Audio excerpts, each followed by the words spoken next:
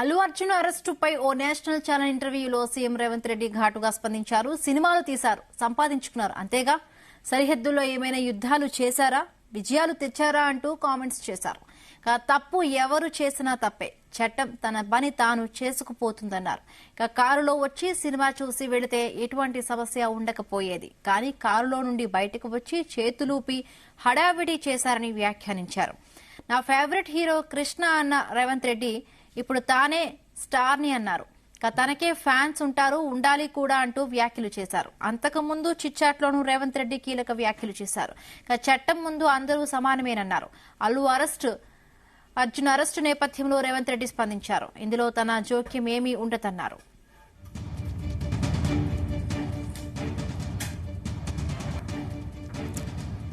Right, ఇక Allu Arjun అరెస్టుపై CM Revanth Reddy national మీడియాతో స్పందించారు. రైట్, ఈ వ్యాఖ్యలకు సంబంధించి మరిన్ని పూర్తి అప్డేట్స్ బ్యూరో చీఫ్ నరేందర్ అందిస్తారు. నరేందర్.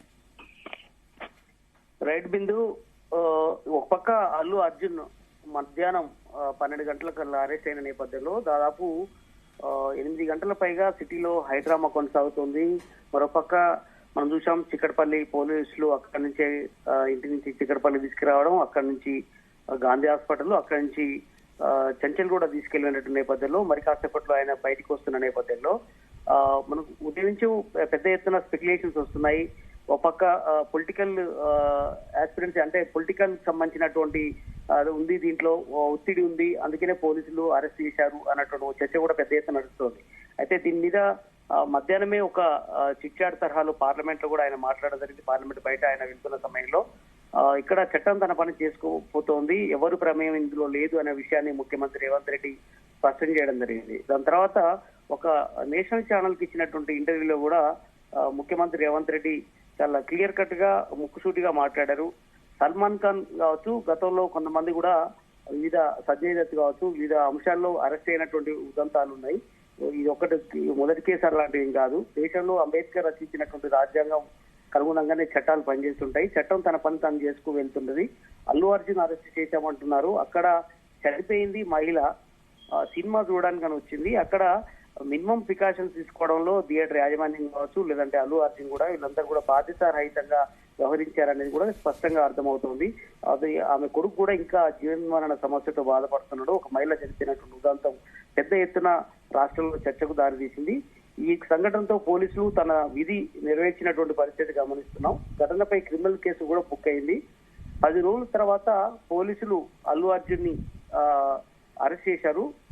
జనం ప్రాణం పోయినా కూడా కేసు పెట్టొద్దా అన్నటువంటి విషయం మీద కూడా ఆయన ఆ ఇంటర్వ్యూలో మాట్లాడారు. ఫిల్మ్ స్టార్లు, పొలిటికల్ స్టార్ల కోసం ప్రత్యేకంగా చట్టాలంటూ కానీ అట్లాంటివి అంటూ కూడా ఏమీ లేవు. అందరూ సమాజంలో సమానమైనటువంటి ఇండికేషన్ ఉంటది. వాళ్ళకు కూడా బాధ్యతారహితంగా కూడా జనాలకు కూడా తెలవాల్సిన అవసరం ఉంది అని కూడా చెప్పారు. అంతేకాకుండా కారులో వచ్చి సినిమా చూసి వెళ్తే సమస్య ఏమి ఉండేది కాదు, కానీ ఆయనే ర్యాలీగా తీశారు. కారులో పైకి నిలబడడం కావచ్చు, చేయి ఊపడం కావచ్చు, ఇట్లాంటివన్నీ చేయడం వల్ల పెద్ద ఎత్తున అక్కడ జనాలు బయటికి వచ్చారు, ఆయన పరుగులు ఎత్తిచ్చారు. అక్కడ దీనివల్ల తొక్కిసలాట జరిగింది కనుక దీంట్లో ఆ సంఘటన జరగాల్సిన పరిస్థితి వచ్చింది కనుక ఇలాంటి జరగకుండా ఉంటే అక్కడ ప్రాణం పోయేది కాదు అన్నటువంటి విషయం మీద ఆయన చెప్పే ప్రయత్నం చేశారు.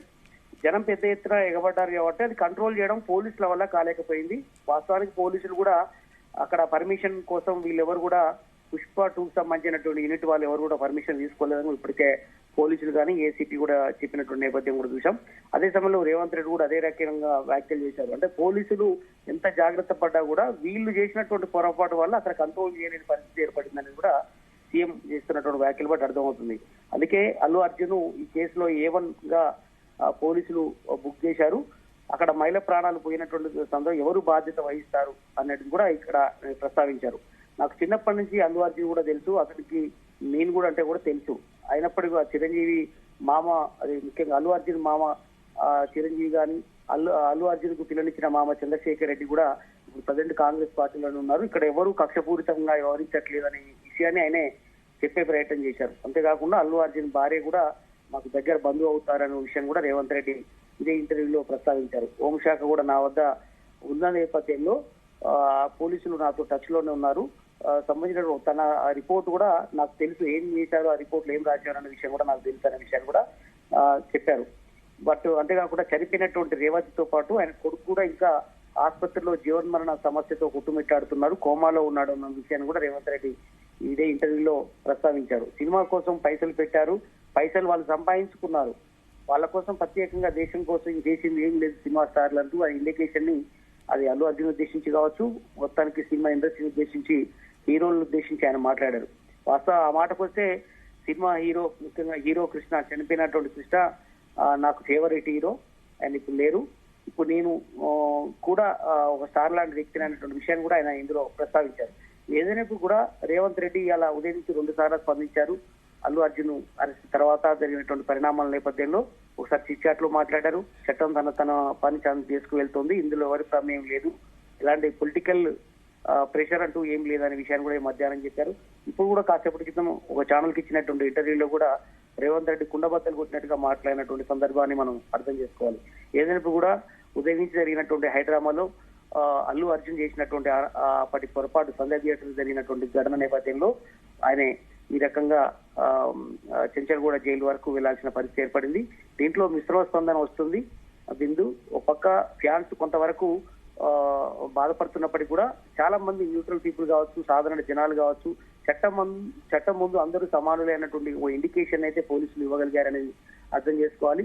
ఖచ్చితంగా ఇది ఎందుకంటే అనుమతి తీసుకోకుండా థియేటర్ దగ్గరికి రావడం, పెద్ద ఎత్తున ప్రివ్యూ, అది ముఖ్యంగా సినిమా రిలీజ్ సందర్భంగా వేలాది మందిగా వచ్చేటువంటి దగ్గర అల్లు అర్జున్ పర్మిషన్ లేకుండా రావడం, ఎలాంటి ముందస్తు ఇండిమేషన్ లేకుండా రావడం అనేది ఖచ్చితంగా అక్కడ తొక్కిసలాడ కారణమేది.